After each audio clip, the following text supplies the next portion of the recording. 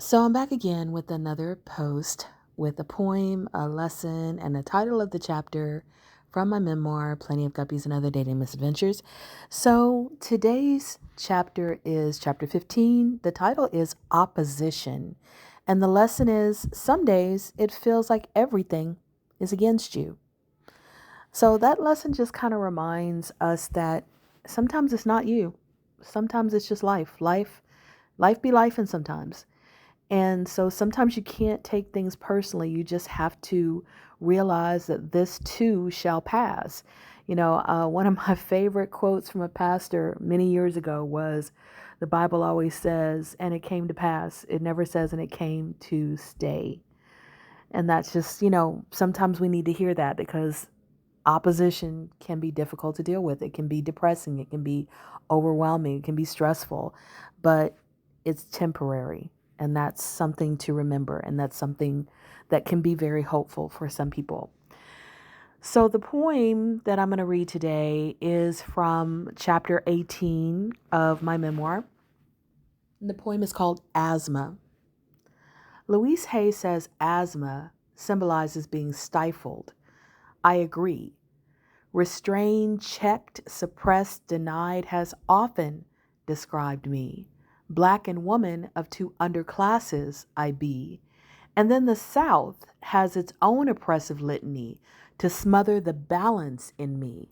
Labeled too much, yet not enough. How can that be? My reaction? Introversion, asthma.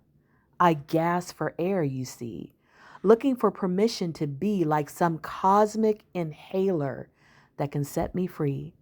For me, that inhaler be poetry.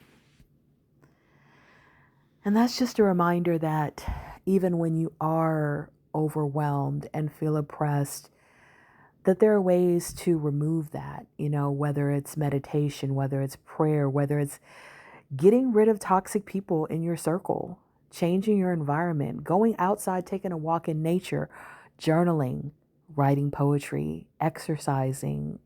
There's so many different ways to feel like you can breathe again, to feel like your lungs open up, your mind opens up, your heart opens up. And that's just a reminder that we don't have to feel held down, oppressed, suppressed, denied. There's ways to take a break from that. Even if we can't change every situation in our lives, a lot of times we can change the way we feel about them. And so I'd love for you to check out my podcast, Zenergy, Zennurgy. It's on 25 different streaming platforms. You can find it on my Linktree. I'd love for you to check out my 5 books on Amazon. I have my 2 poetry prose memoirs, my guided journal, my undated planner, and my children's book. And also you can listen to the first 16 chapters of my memoir, Plenty of Guppies and Other Dating Misadventures. Chapter 1 is episode 67, and chapter 15 is actually episode 129. So please check out the book.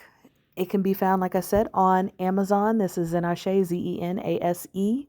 May you walk in Zenergy, and like, share, sponsor, subscribe, and review.